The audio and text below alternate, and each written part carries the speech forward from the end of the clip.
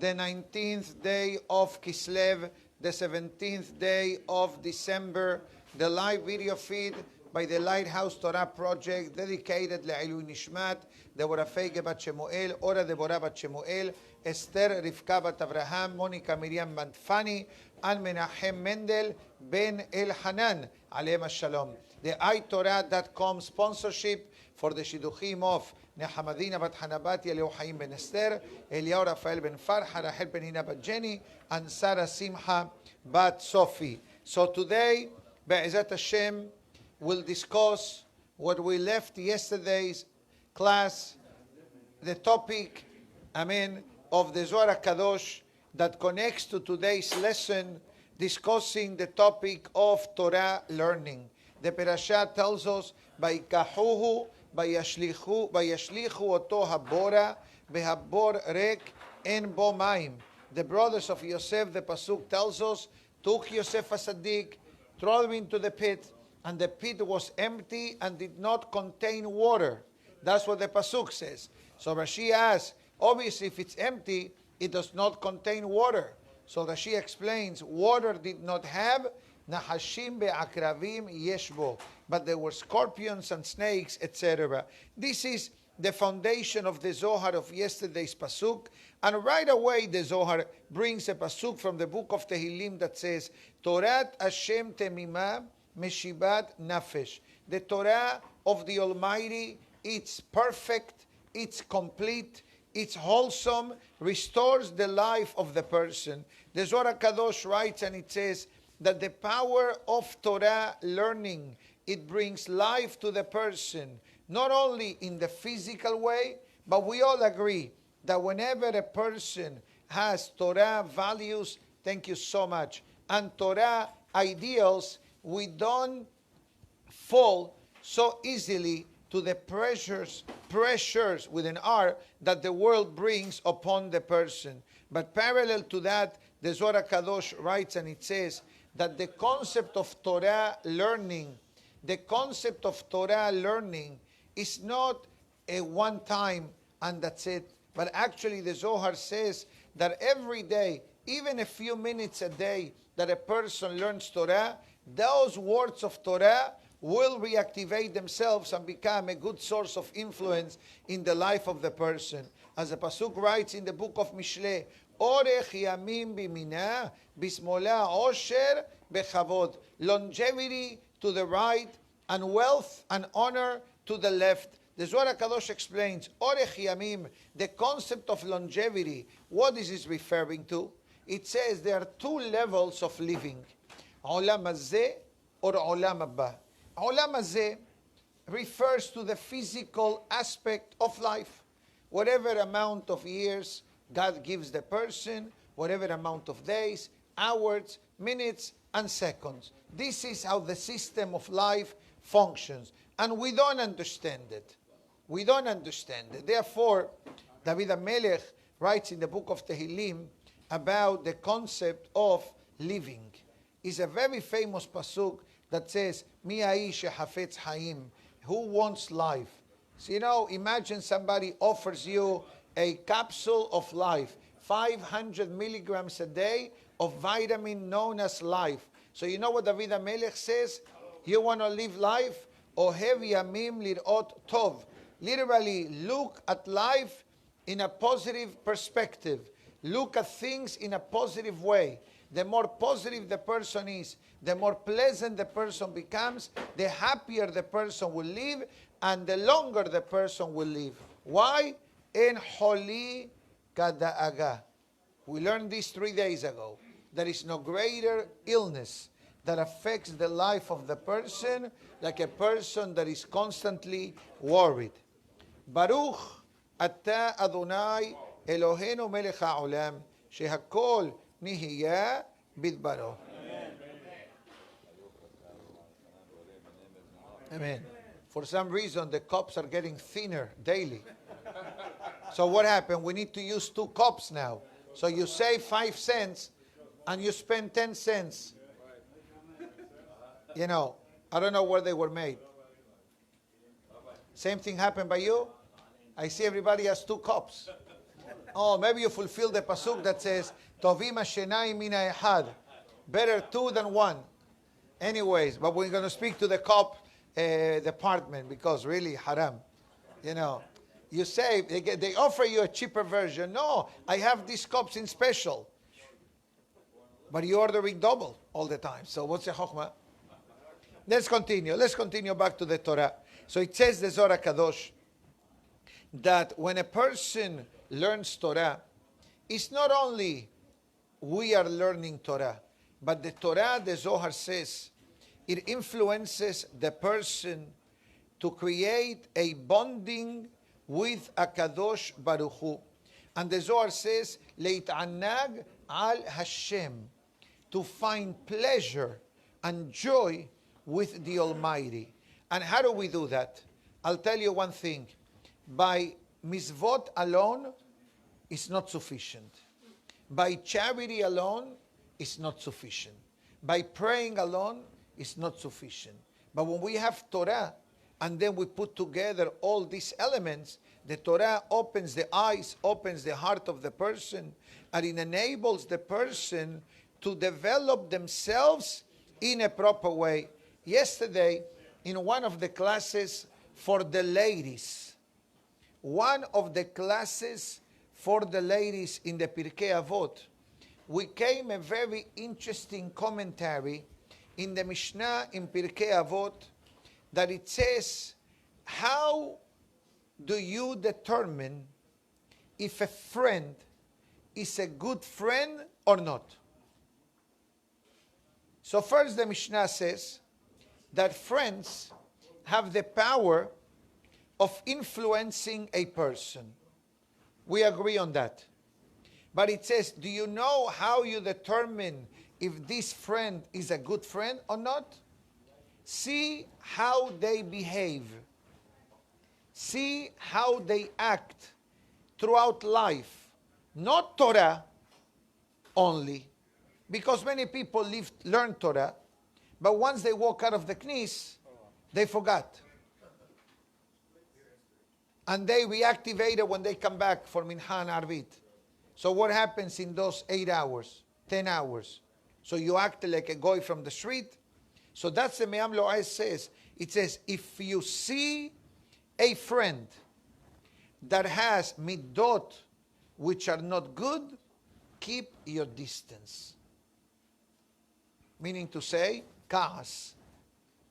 That's what the Me'am Lo'ez says. If you see a friend that the way they act, the way they treat people, the way they speak is not in a good way, keep your distance. Doesn't mean not to be respectful and not to say good morning, not to say Shabbat Shalom, not to say Happy Hanukkah. That's not what it says. It says keep your distance. Not only that, it says because part of the mission of the person in this world is self-improvement. We understand that. But how do I get, to the realization of the need of self-improvement? Short answer, learning Torah. Because if you don't learn Torah, how do we know what does it mean to be a nice person?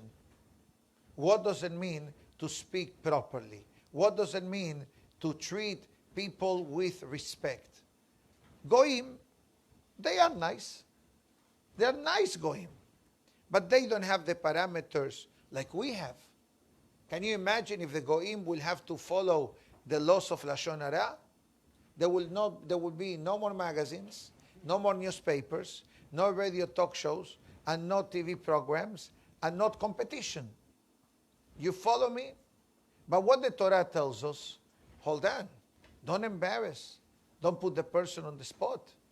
Even to speak, think the words. For example, in the Syrian tradition, there is a very interesting custom. Whenever we come across Perashat Mesorah, which is in Sefer Vayikra, how do we call this Perashah?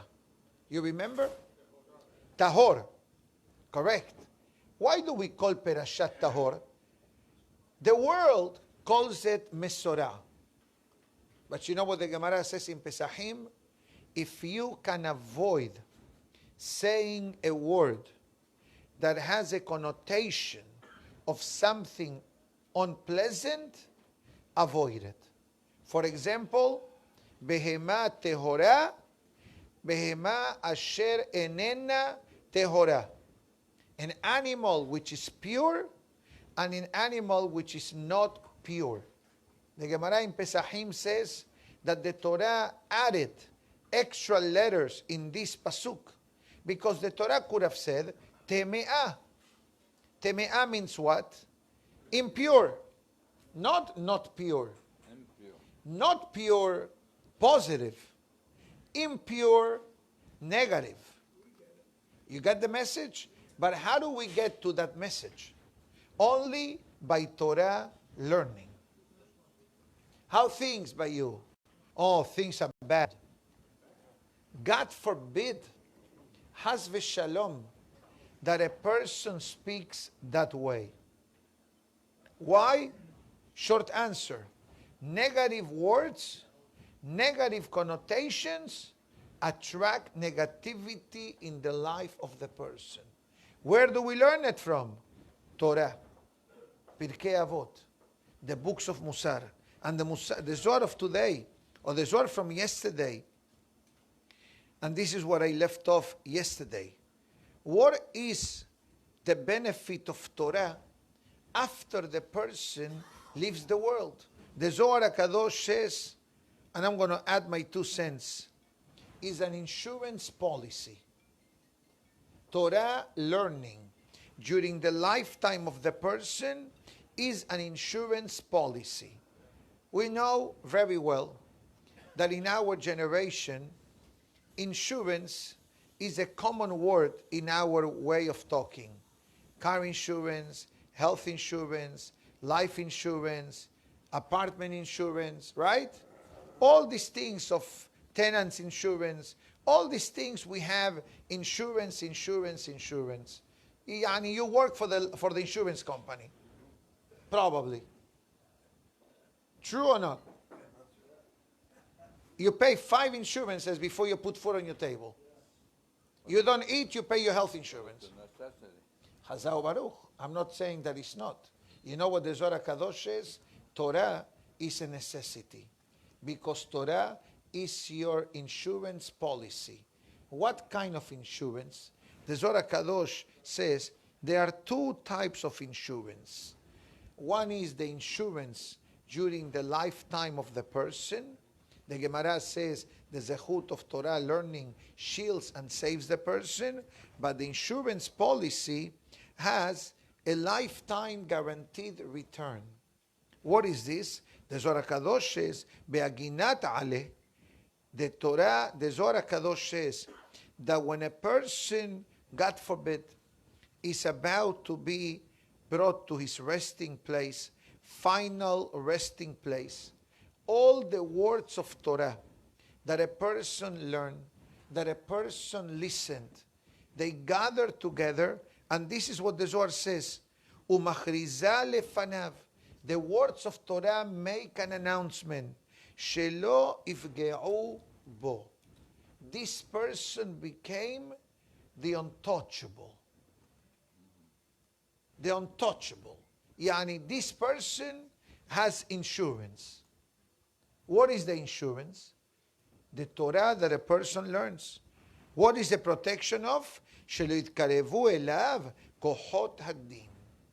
So when it comes to the heavenly judgment, there will be some witnesses that will testify in favor of the person. All this is spiritual. All this that I'm talking about is all spiritual. We cannot really relate to it because we are humans. But neshamot can. What happens once the body is buried? The body, although it's not part of today's topic, but I think it's important to understand, thank you so much, to understand the system based on what's written in the holy books. When somebody passes away, the Hevra Kadisha takes the remains. What the Hevra Kadisha does, they prepare the remains to its final destination. What happens in between the passing time and the burial time? Hevra Kadisha has a shomer. Shomer. Shomer means what? A guard. What does the shomer do? He reads Tehillim. He reads Tehillim for the spiritual protection of the dead body. Now, why the dead body requires a spiritual protection? Very simple. Because now that the body is separated from the neshama, it becomes like a magnet to the negative forces created by the person themselves, by their sins committed throughout their life. This is all spiritual, but this is something done. And one of the chapters that when you do a burial, they say is what? Yoshe Beseter Elyon, Besel Shaddai Lonan. Why this chapter? Because this is the chapter of protection. In this chapter, we are protecting us. And that is the reason why, when it comes to Hanukkah, according to many opinions in the halakha, what do? We recite this chapter of Tehillim 7 times. 7 times we recite the chapter of Tehillim to invoke Hashem heavenly protection in every day of our life.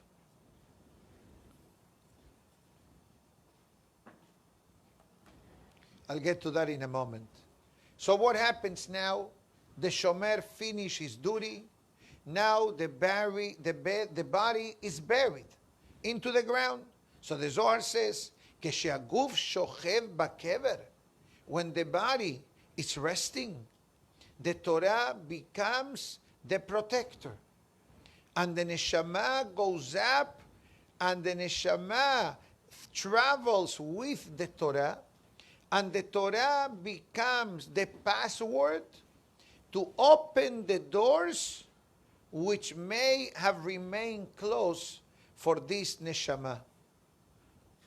Until when? The Zohar says, until the moment of Tehiyat HaMetim, until the moment of resurrection. The question that we received was, do you get a pass from Gehinnom, or is it a different issue, or possibly do you get partial protection? It's an excellent question. So the question in plain English is as follows. Based what we are saying, so it means that a person gets a VIP card to go straight to Gan Eden, and there is no responsibility for Gehinnom? I don't think that you get a free ride and don't go to Gehinnom if you learn Torah and you did Averot. Why? The Pasuk says, Lo tikach shohad. God does not take bribery. Rabbi Moshe Cordovero writes that a person cannot trade in mitzvot for Averot. So then, what is the real deal based on your question, on the question written on the whiteboard? I think what the Zohar HaKadosh is trying to say is that the zechut of Torah learning, and hopefully the zechut of acting better through the Torah, the Shamayim will have perhaps more of a consideration. I cannot say that Shamayim will give a person a free ride. I cannot say, I'm not authorized to give you such a deal. You know, you go buy a car, you know, this is what I can offer you. I can offer you, learn Torah. I can offer you, try to apply the learning. And Shamayim, you have to understand one thing. If we think for a moment that an American tax return, it's complicated, compared to the accounting system of Shamayim, a tax return is simple. Because you don't deal with the person, you deal with numbers, you deal with information. But in Shamayim's accounting system is a combination of every imaginable factor that you can think of.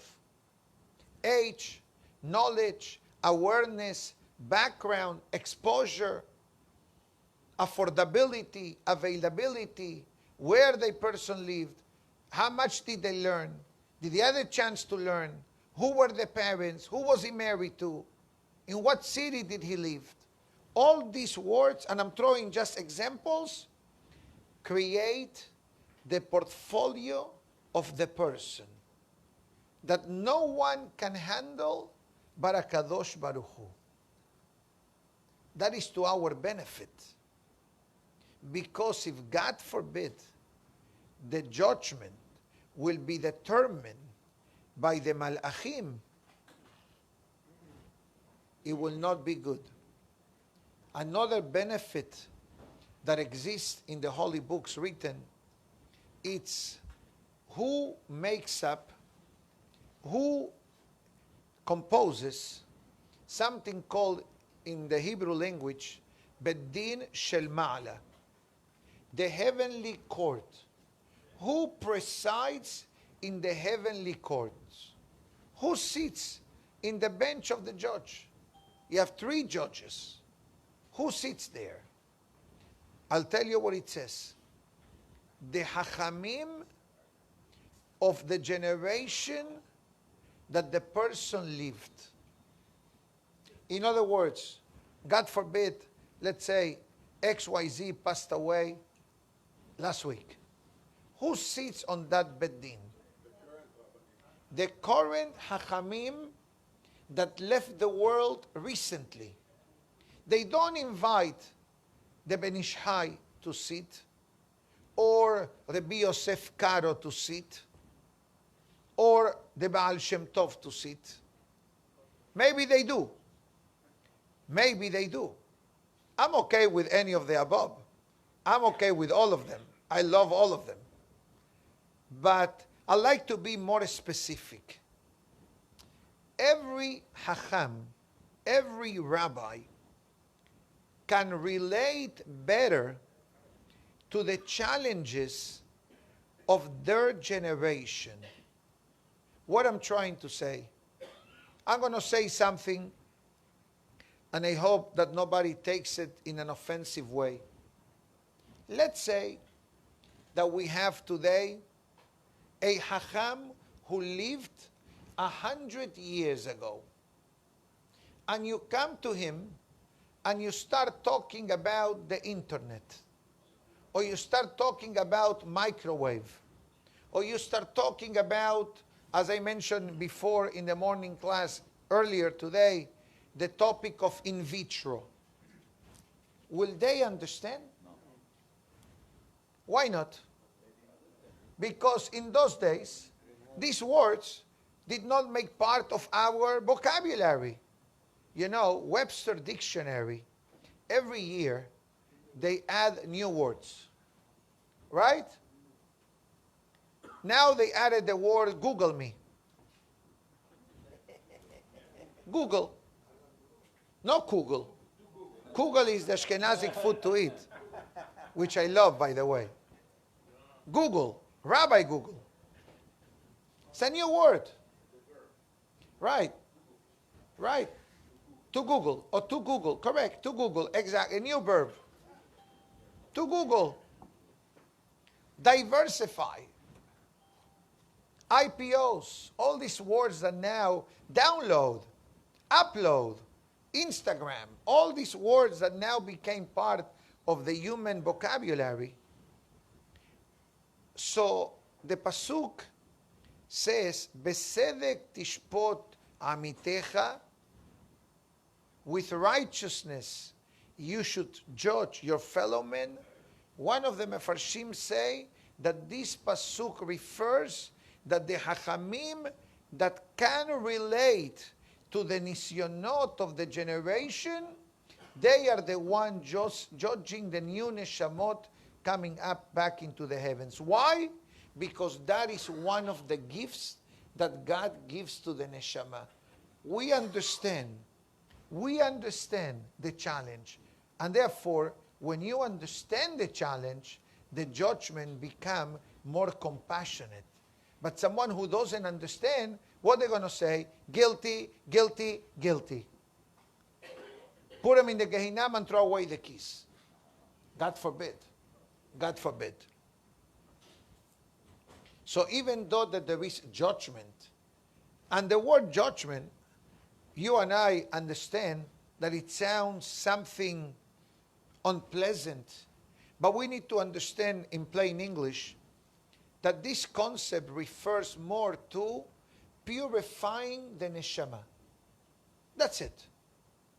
Purifying the neshama.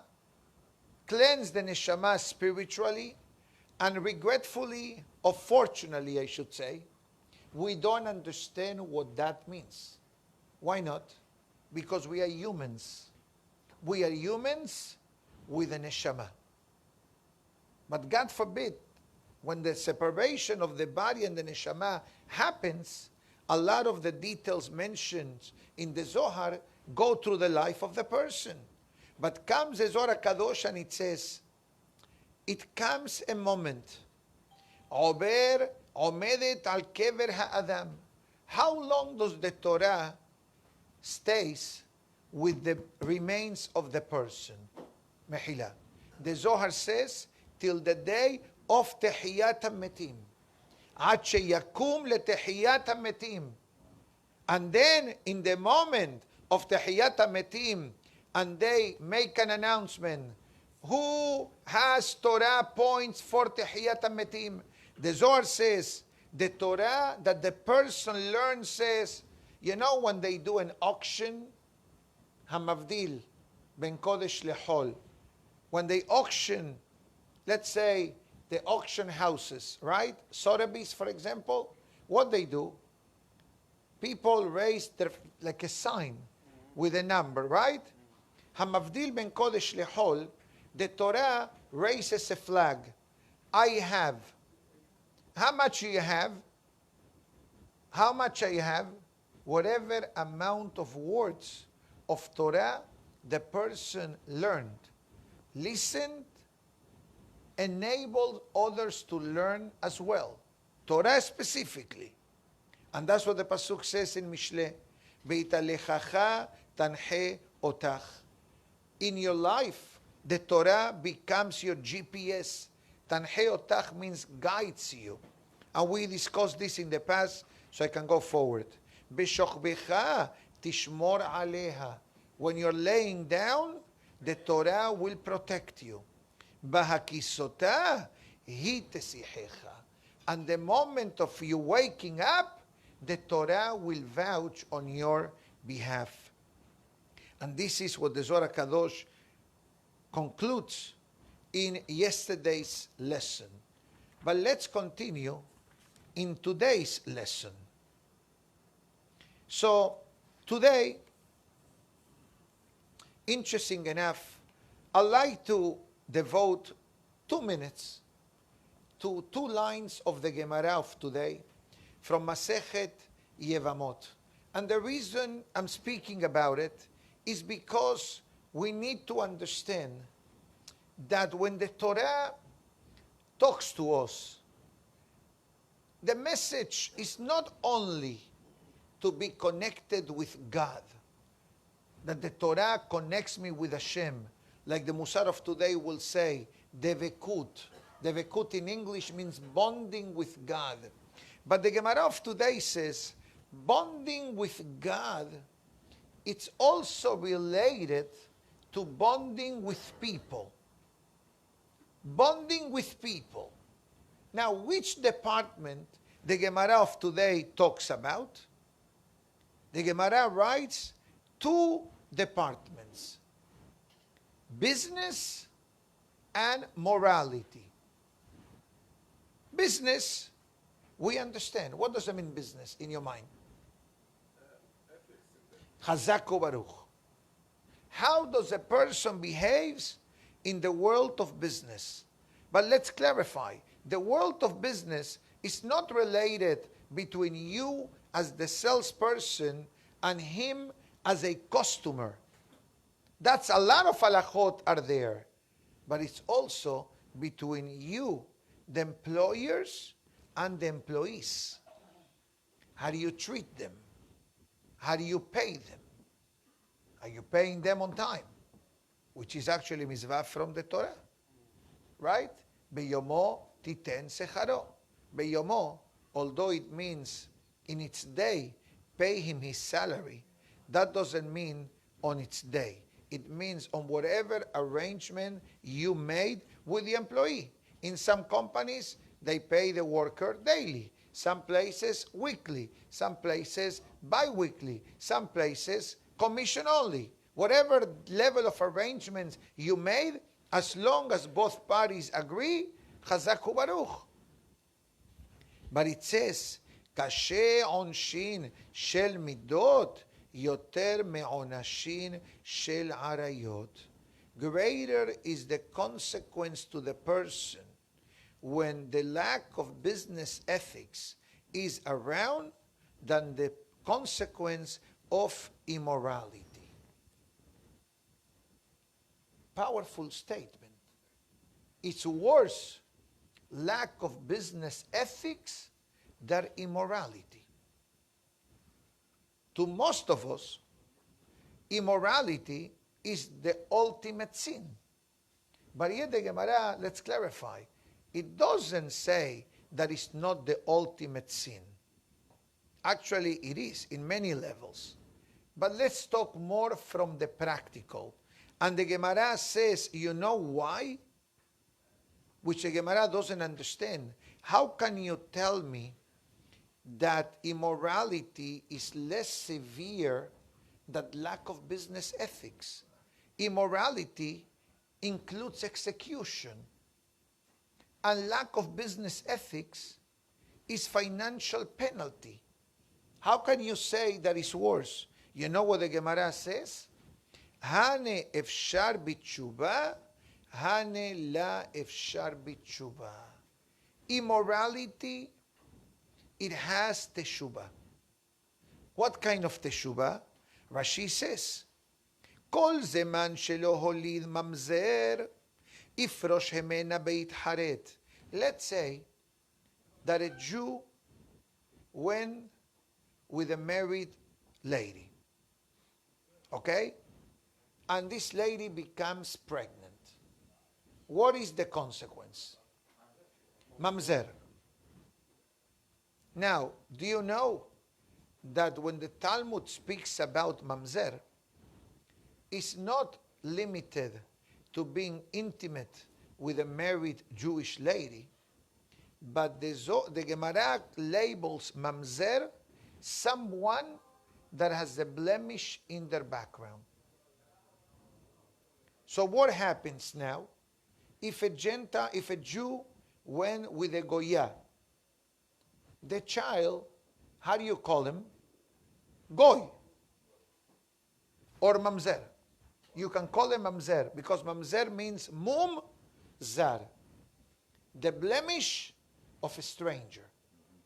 Yani somebody that wasn't suitable for you to marry. So it says there, Rashi, very interesting. He says, and I need the kahal to not misinterpret what I'm saying.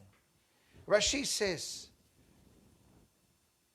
a person was involved in a relationship that is forbidden. Forbidden relation. No children were born. How do you remedy that sin? Rashi says, separate, stay away, veit haret. Regret for the avon committed. By the way, this avon includes even being together with a single Jewish lady. It doesn't mean to go with a Goya. That's a bigger avon. It doesn't mean to go with a married lady. That's a bigger avon. But even to go with a single available Jewish girl is a mega avon for many reasons. Zera levatala, break the betulim, and all other spiritual matters. But Rashi says, you can pull out. You can do teshuvah.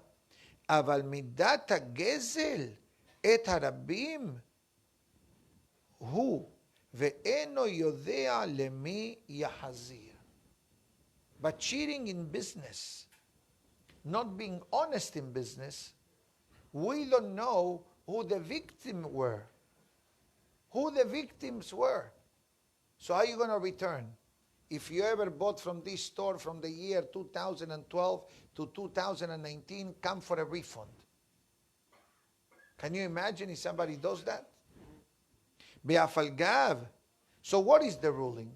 Let's say somebody comes to you, somebody comes to me, Rabbi, here I have $300,000. Actually, no, the question was $384,000. Okay, he will help you to look for the vehicle. Thank you. Anyways, it happened. This happened here. Somebody used to, the question came in Miami, but the business happened in South America.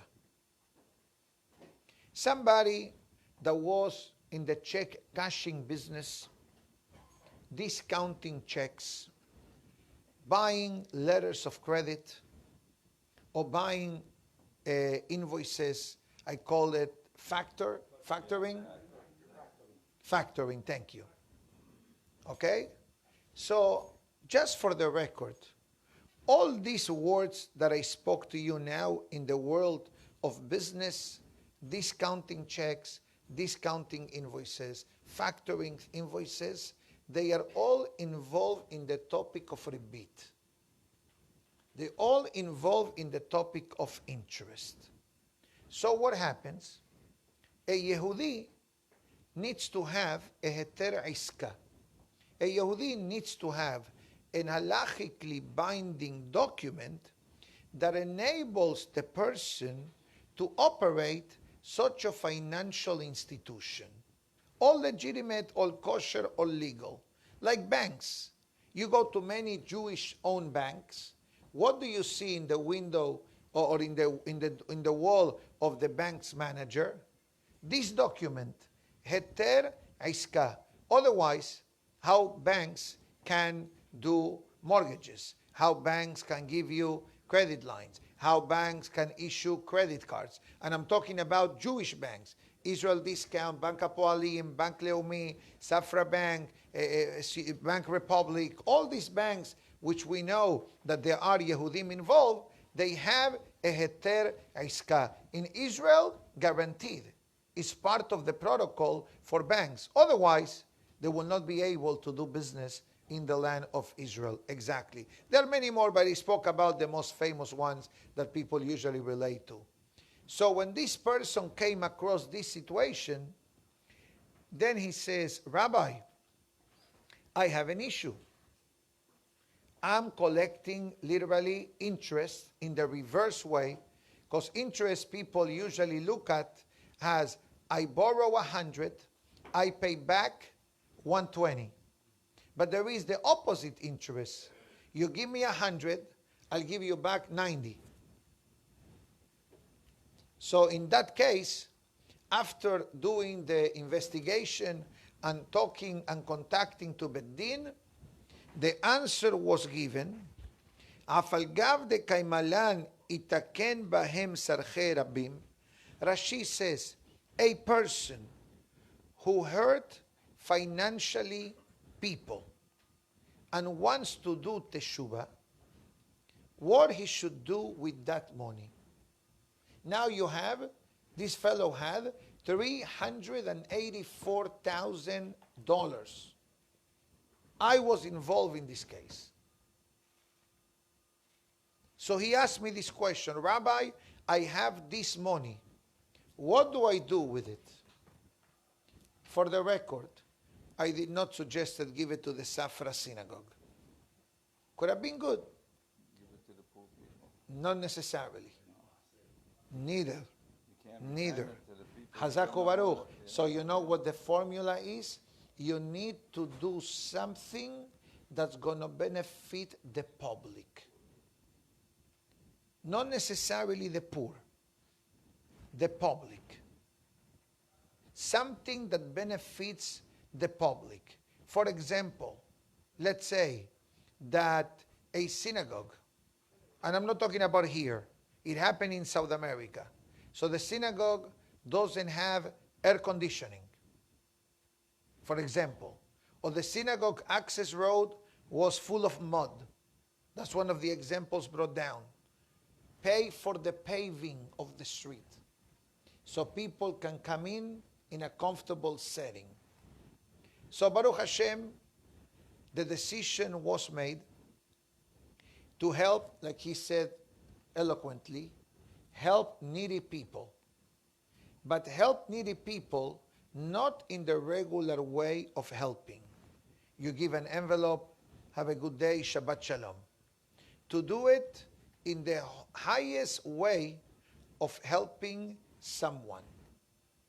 Give people, setting him up, buy a roof over the head, or take care of medical matters, or give them charity, but not with a coupon, or not with food stamps, but actually through a credit card, like the Sephardic Food Fund does, and other wonderful institutions do in America. This was the ruling given to this person. It took him 2 to 3 years to use the money. All of it. Can you imagine returning $384,000 to people? I remember 5 years ago, somebody came to me and he says, Rabbi, I need you to do me a favor. Okay. When you go to Brooklyn, I need you to go to a certain grocery store. I said, for what? There are plenty of kosher groceries in Miami. Why do you need to go to grocery? I need you to return money to the owner of the grocery. I said, why? It says, because 25 years ago, I took grocery items and I never paid. Why it took him 25 years? I don't know. But then he gave me the information and I said, okay, but what if the guy sold the grocery? Do I leave the money and leave? It says, no, give it to poor people for food.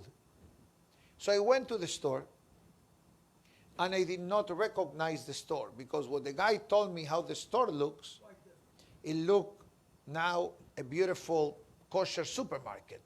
I go to the office and they see me suit, tie, they thought I came to collect. I said, what, who are you here to collect? No, I'm here to give you money. He says, to give money? For what? He says, I must speak to the owner of the store. The owner is not available. Okay, so I'm taking this envelope with money with me. When they hear that and I show them the envelope, it wasn't a thin envelope, by the way. It was not a small envelope. I met him. He says, sir, what is your name? What is your name? I matched the information. Did you have this type of store 25 years ago next to a certain synagogue in Brooklyn? He says, yes, but this was 20-some years ago. I says, Mr. So-and-so asked me to give you this envelope because he took a lot of groceries from you and he never paid. No. He bought on credit. Then he moved, then he got married, then he traveled, and then forgot. And he says, I'm here to return what he owes you. Then you have a halachic question. First of all, the fellow from the store didn't remember. Says, I don't know who you're talking about.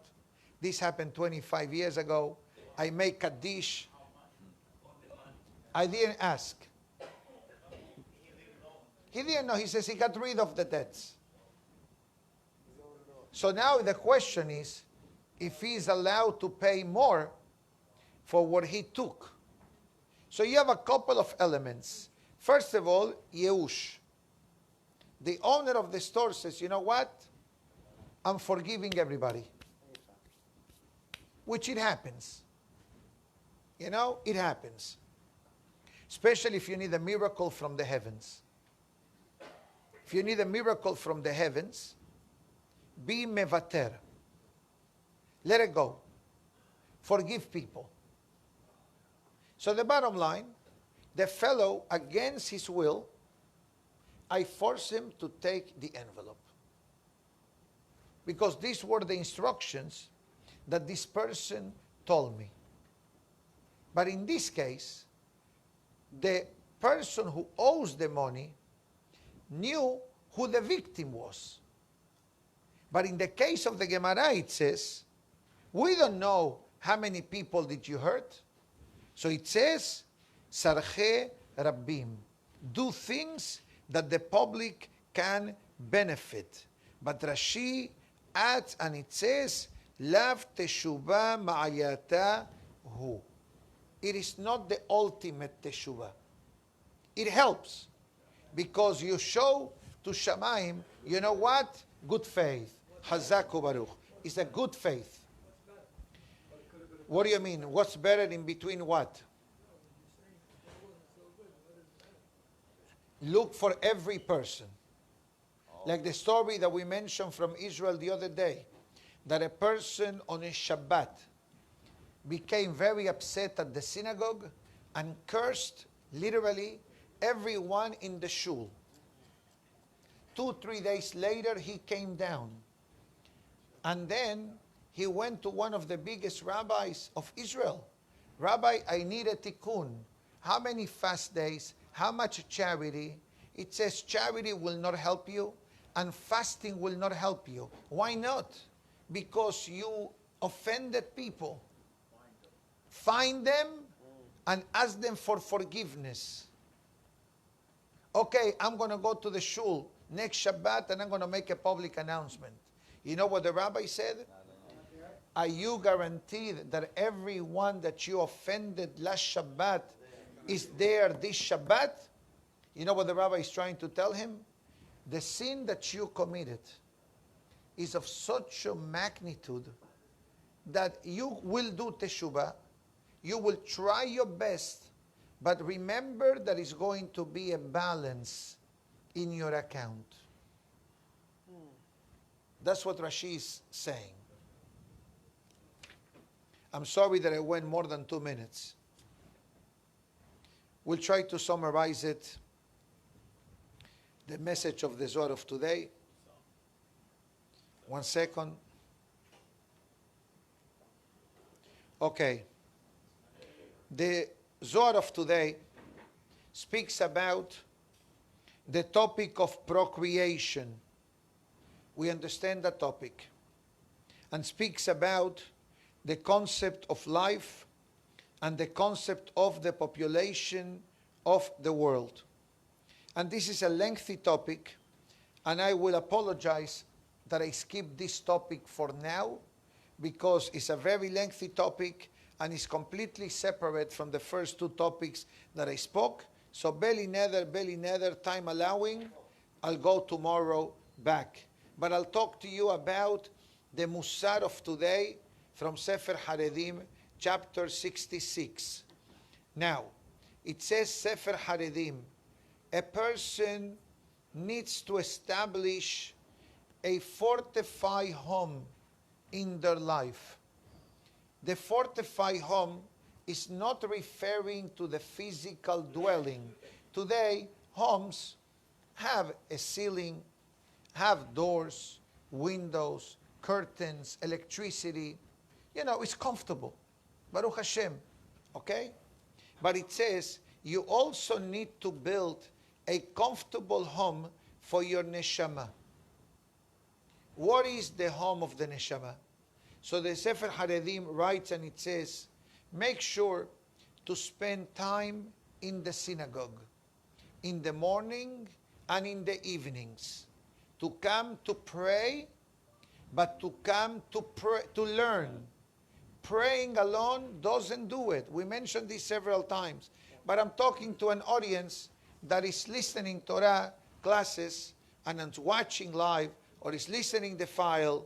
So Baruch Hashem will continue. And what is going to be your accomplishment? Margoa umanoah besimha. You're going to find tranquility, you're going to find peace of mind, and you're going to find happiness. Why? Because we are feeding the neshama as well. We're not feeding only the body. Yes, we have a delicious breakfast in the morning, every morning, Baruch Hashem. But that this is to keep the body busy while we learn Torah. And it says, Sefer Haredim, that the Batei Knesiot and Batei Midrashot, the synagogues and the places of Torah study, they are like a relaxing garden for the soul and becomes jail for those that are not much involved, etc. And the Musar of today talks about different things. Number one, hitbodedut. Number two, debekut. Hitbodedut means what? Meditation. You think about godliness. You speak to God. This is a very common thing that many people do today.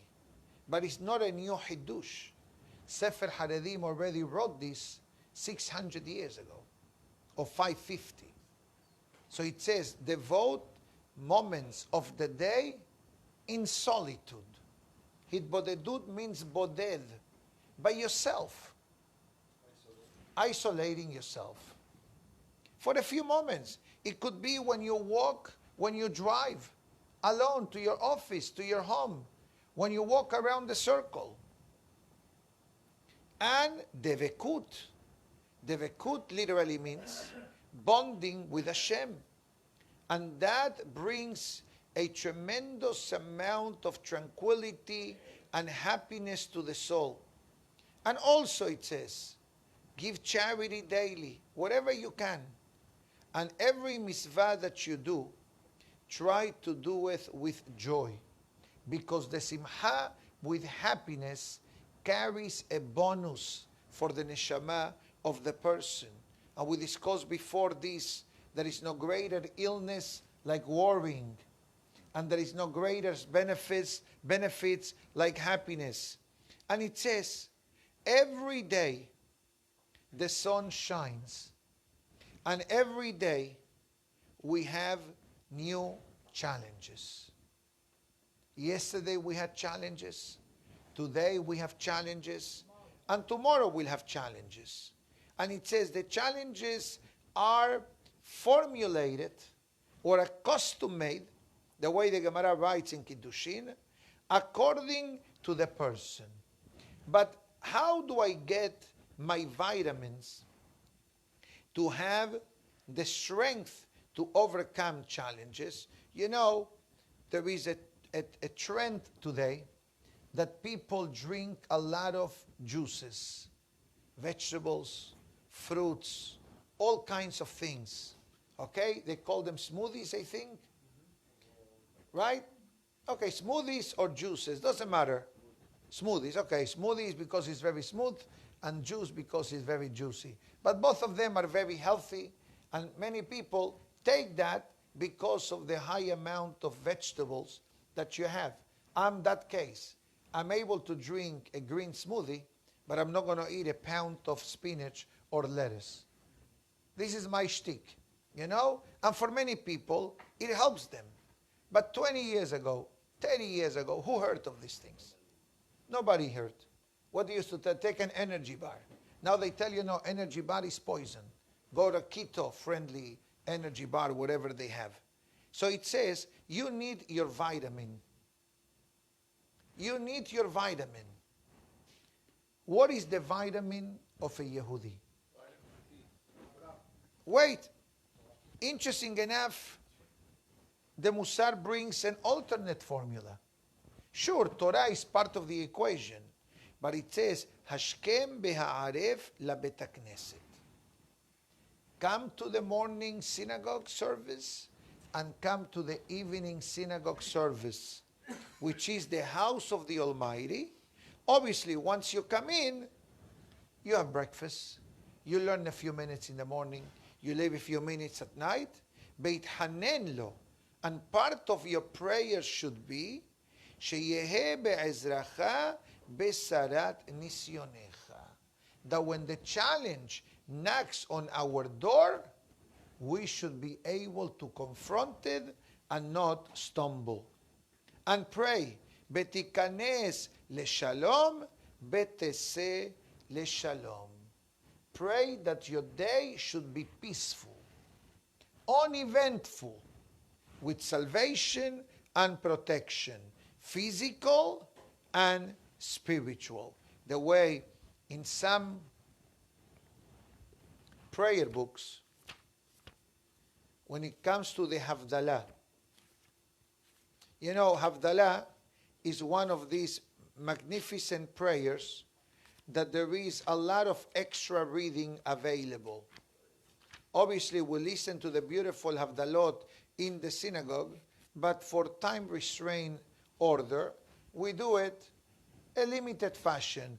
Rishon LeZion, which is halachically perfect. But we know very well that in the Havdalah, before and after, there is a lot of extra reading. And Sefer Hasidim quotes a paragraph which is in the introduction of the Havdalah. Some people say it before, some people say it after. And the reason why this suggested prayer is established is to bless the upcoming week that just started, Mosa'e Shabbat. And it says, Elokeinu v'Elokei Avotenu, besiman tov u'mazal tov, in a good time, in a good mazal, ahel aleinu sheshet yemei ha'ma'aseh, star upon us the new week, habaim likratenu leshalom, that they come to our encounter in a peaceful fashion. Chasuchim michol het bafesha, cleanse from any sins or transgressions, willingly and unintentionally. Umdubakim betalmud toratecha uma'asim tovim, and enable us to bond with the Torah and with good deeds. Bahanunim, grace with wisdom, knowledge, and understanding from the Almighty. Enable us to listen to good tidings, moment of joy and happiness, and don't rouse in our heart the envy against anyone, and help us that no one has envy upon us. Our King, our God, place blessing, abundance, and success in everything that we do throughout the week. And anyone that is planning or thinking upon us, or the Jewish people, a good thought, a good advice, a good plan, ameso, barecho, gadelo, kayemo, kayem asato. Short version, make sure that the good planning becomes a reality. But the opposite, anyone against us or against the Jewish people, Aitzah she'ena tova, he's planning something harmful against me as a person or against all of us as a nation. Avedo, batelo, gaddeo, hafero. For those who understand Hebrew, all these words connotate negativity. Wipe them out, erase them, nullify their plans, etc. And then I'm asking God to open for me doors. And we say, and open the Almighty in this week and every week the gates of light, blessing, joy, rejoicement, knowledge, beauty, good gathering, singing, pleasantness, mercifulness, graciousness, good life, goodness, salvation, forgiveness, financial stability, learning Torah, livelihood, forgiveness, consolation, atonement, help, redemption, parnasah, charity, success in happiness, Mashiach's arrival, salvation, healing, peace, tranquility, peace of mind, gates of opening of the prayers, gate of accepting our teshuvah, and the salvation of Am Israel. All this is suggested reading for Mosa'e Shabbat. This is besides Ve'iten Lecha and all the songs of Eliyahu and Navi. It's suggested. But look at the beautiful prayer. It's an unbelievable prayer. And that's what Sefer Haredim says. Sefer Haredim says, we pray in our pre-Havdalah, help us that our life, our week, should be empty and complete removal from transgressions. And the same way you pray Rosh Chodesh, and the same way you pray in Rosh Hashanah. You pray that Hashem should give us the strength to overcome the challenges that come our way, and to give us the strength to be continuously connected to HaKadosh Baruch Hu. My dear friends, I have a Spanish class in a few minutes. This is in the beginning of the Havdalah. This is regretfully it's not here. ברוך אדוני לעולם, אמן ואמן. רבי חנניה בן הקשיא אומר, רצה הקדוש ברוך הוא לזכות את ישראל